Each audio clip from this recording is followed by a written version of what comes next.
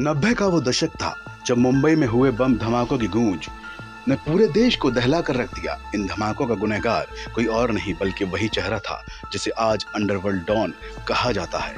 और धमाकों के बाद दुबई भागे उस अंडरवर्ल्ड डॉन दाऊद इब्राहिम को आज तक कोई नहीं पकड़ पाया। और अब खबर सामने आ रही है कि दाऊद को जहर देकर मार दिया गया है। इस खबर में कितनी सच्चाई है ये तो किसी को नहीं पता, लेकिन अब दाऊद से जुड़े कई किस्से सामने आ रहे हैं। इनमें से एक कहानी है दाऊद के डोंगरी से दुबई पहुंचने की। साथ ही एक बात सबके जहन में आज भी रहती है कि एक पुलिस वाले का बेटा डॉन कैसे बन गया। तो चलिए आपको बताते हैं कि आखिर डोंगरी का बादशाह और एक पुलिस वाले का बेटा डॉन कैसे बन गया।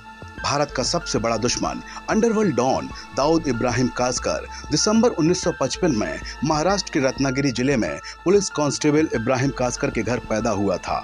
दाऊद के जन्म के बाद दाऊद के पिता अपने परिवार को लेकर मुंबई के डोंगरी इलाके में रहने लगे। डोंगरी में ही दाऊद का शुरुआती जीवन बीता। उसके सपने बहुत बड़े थे।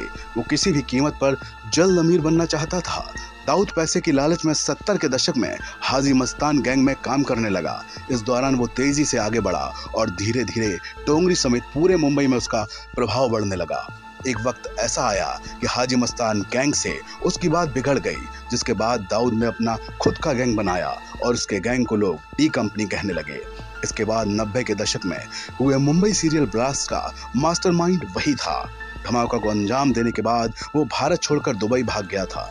उसके बाद उसने पाकिस्तान में अपना नया ठिकाना बनाया। अब वो अपने परिवार के साथ वहीं रहता है। मुंबई में सीरियल ब्लास्ट के बाद दाऊद अपने दो भाई अनीस इब्राहिम और नूरा इब्राहिम के साथ दुबई भाग गया। साल 2007 में नूरा की कराची बम ब्लास्ट में मौत हो गई थी। दूसरा भाई अनीस दाऊद के साथ रहता है। तीसरा भाई इकबाल परिवार के साथ मुंबई में ही रहता है। दो बहनें हसीना पारकर और सईदा मुंबई में ही रहती थी। हालांकि अब दोनों की मौत हो गई है। फरजाना तुंगेकर का भी निधन हो गया है। तो ये थी दाऊद की कहानी, जो ना जाने कितनी बार मरा और पैदा हुआ, क्योंकि दाऊद के बारे में इससे पहले भी मौत की खबरें सामने आईं, लेकिन वो महज एक अफवाह निकली। ऐसे में इस बार दाऊद की मौत की खबर कितनी सच्ची है ये कहना बेहद मुश्किल है। लेकिन दाऊद की जिंदगी किसी फिल्म के विलन से कम नहीं।